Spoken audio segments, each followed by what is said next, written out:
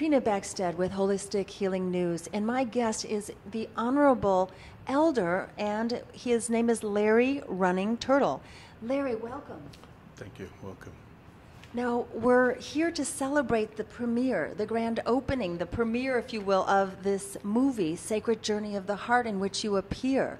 And you've got some wisdom that you're sharing, and we're honoring, you know, the traditions of the Native American nations. Right. And that's what this is all about. Is we have a belief that we have never forgotten our original instructions on how to live on Mother Earth, and everybody else has kind of lost their ways and lost their beliefs, and now they're making full circle and turning and coming back to our original teachings and asking Native people, the caretakers. You know, before we were known as Indians, we were known as children of the earth.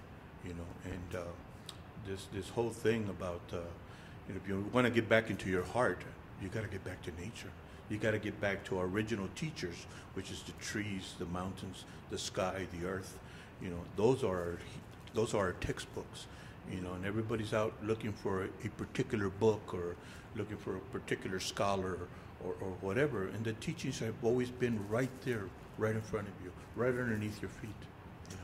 How will this movie impact your society, your indigenous people? Is it going to hopefully elevate and show that there's this honoring and preservation of what it is you have to teach us?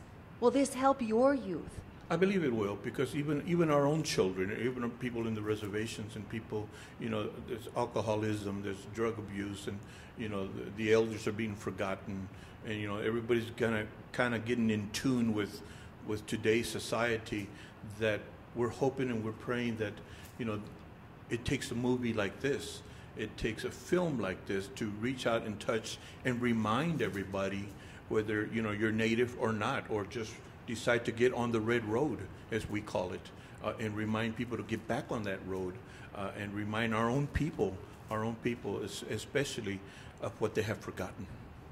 Yeah. So tell us a little bit about your upbringing. What were you like as a boy? And you grew up in San Antonio, Texas? I was born in San Antonio, but I was raised in Corpus Christi, and they took away our identity when I first started first grade.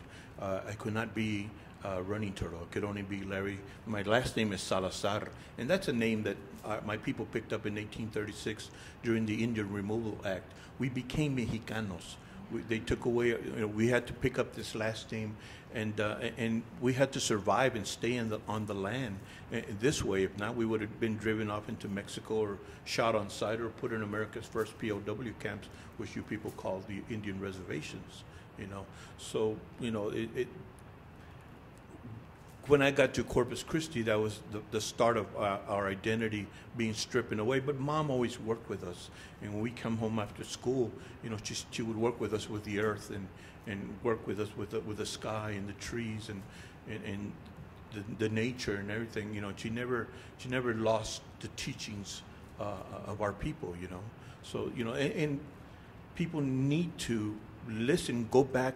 You know, we putting away our parents in the nursing homes and just putting them away as if they were just an old dusty old book. You know, and there's wealth of knowledge in those homes. You know, we need to get in touch and talk to our elders again.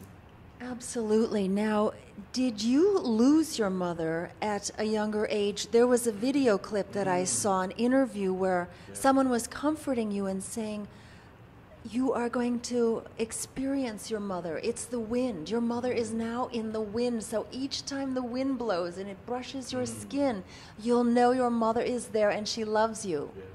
Yes. What happened was, it was just 15 years ago when my mom crossed over. She died of sugar diabetes. My father came to me and comforted me. He put his hand on my shoulder and he said, son, you need to let your mother rest. He said, he gave me a teaching that I never forgot. He said, why don't you adopt the wind to be your mother? And this way, she can embrace you every time you come outside. She will remind you to sit up straight, to stand up straight. She will push you in the direction you need to go, and she'll even remind you to comb your hair. Oh, how precious is that?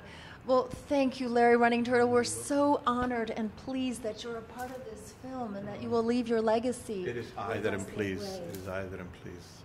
get the word out. Yes. Thank